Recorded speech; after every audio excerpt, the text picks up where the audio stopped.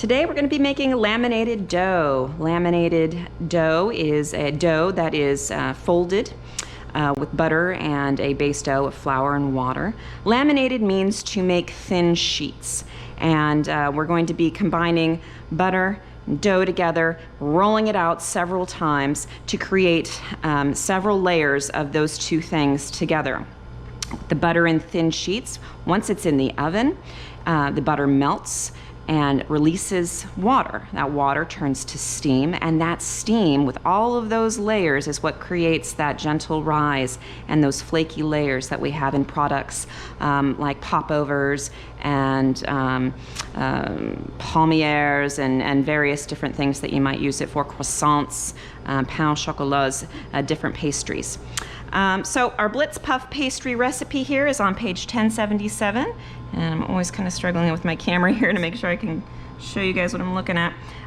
This makes, as you can see, a 5-pound recipe, and you can go ahead and make a 5-pound recipe if you like, or a half-pound recipe, or a half recipe of 2.5 pounds. I recommend not going much smaller than that.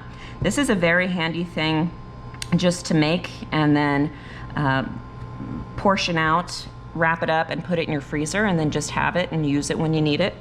And that's something that we do here in the program. If we have advanced classes that need some puff pastry dough, our baking classes made it, and we just keep it around to use.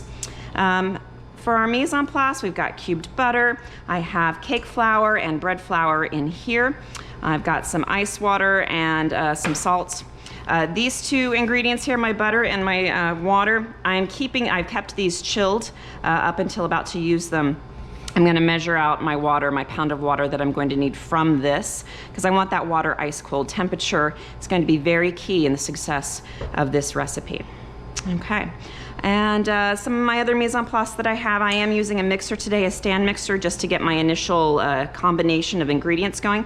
But you don't need to have one of these. You can very easily do this by hand. You actually use your hands itself to mix it together. I've got a whisk just to bring my flours together. Rolling pin is a definite must.